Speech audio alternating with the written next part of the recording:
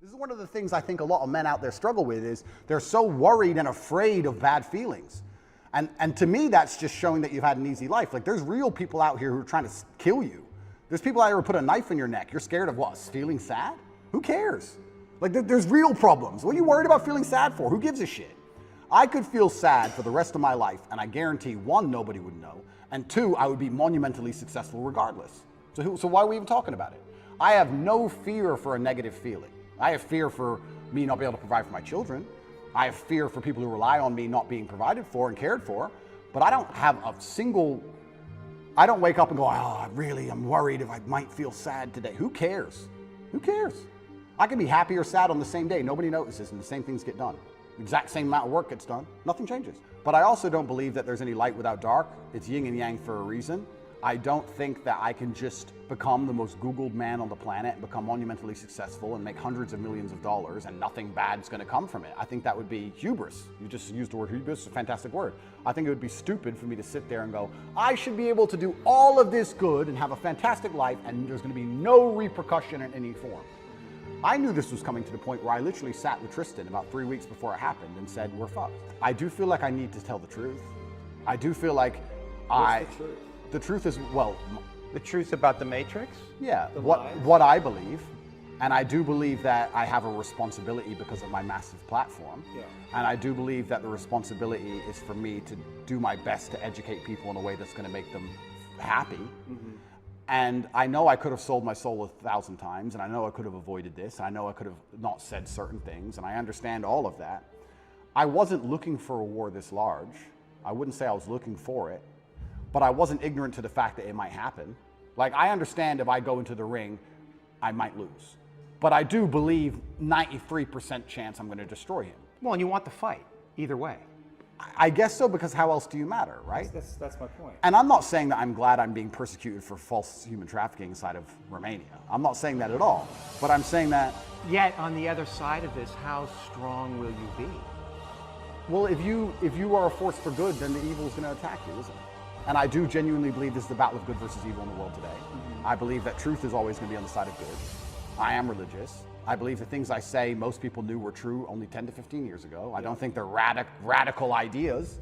And I think that there is an evil force in the world which is extremely deceptive. And they are out to try and silence me. Not because what I say is wrong. It's in fact because what I say is right.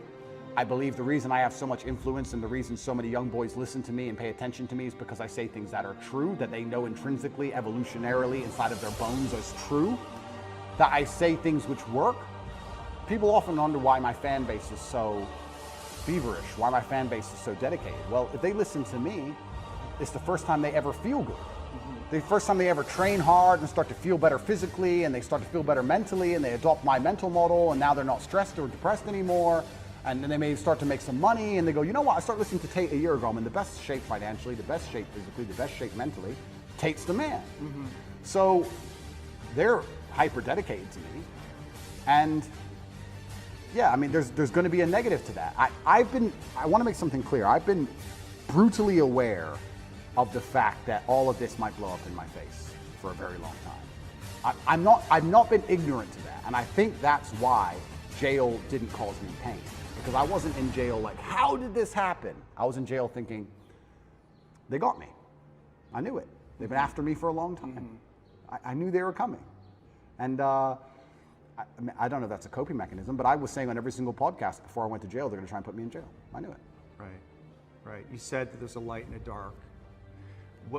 Is there darkness in you? I mean, there must be. There's darkness inside of everybody. Right, and do you know that part of you? Are you in a relationship with it? Do you think about it? That's a good question.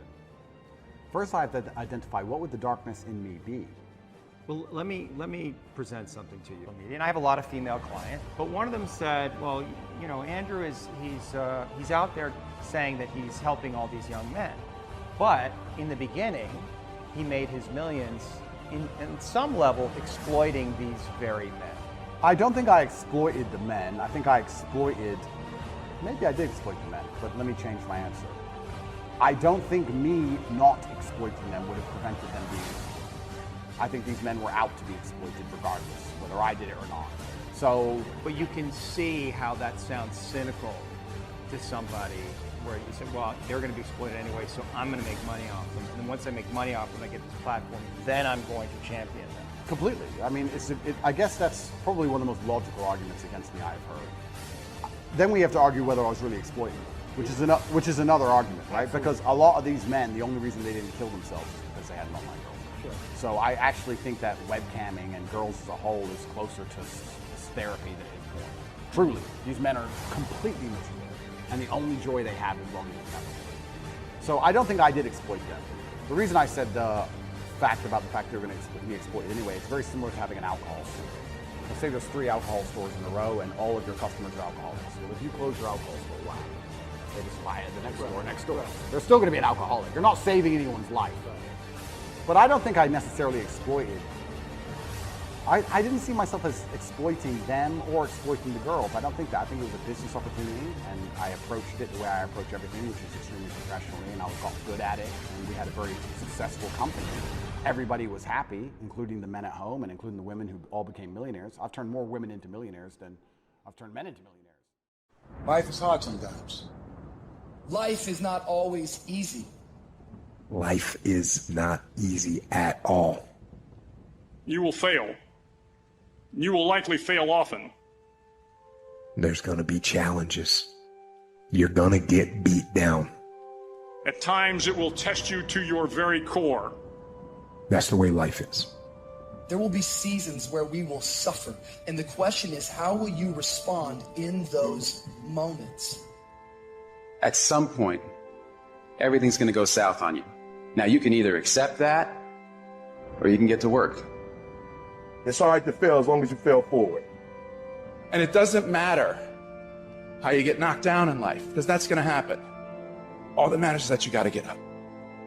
Easy, it's not an option, but it's worth fighting. It's worth giving yourself a chance. You have to get up. You can do it. You can do it. Just because you feel discouraged doesn't mean you have to be discouraged. But I need you to have heart, because there's some things you just can't get without perseverance. I don't care how dark it looks for you. It ain't over. Ain't no such a thing as over. Come on, you need to remember, this is not the first time you cried. This is not the first time you were hurt. This is not the first diagnosis that came up from behind. When things are going bad, there's going to be some good that will come from it. I'll be back. I'll be stronger when I come back. Mission got canceled? Good. We can focus on another one. Got injured? Good. Needed a break for training. Got beat? Good. We learned. That's it. Take that issue, take that problem, and turn it into something good. Go forward. Keep going. Just find an excuse to win. It's hard to handle it. I've got to step into it. There's gonna be some scars. The scars gonna come. You might as well get blessed by the scars. They gonna come. You running from the blessing. They're gonna be scars. We gonna take some L's. We gonna get hurt. We all go through it. You think you're the only one? Get up. Your mama needs you. Your daddy needs you. Your children need you. Get up. Life ain't gonna be easy. Ain't nobody gonna hand you nothing. Life's still gonna happen while you trying to blow up. Some of you, though, you let your pain pump you. You let your pain make you quit. I challenge you to see your problems as a great thing. I don't want you to go through this process, but nevertheless, take me through the fire. That the harder the task, the more strength I'm going to gain from it.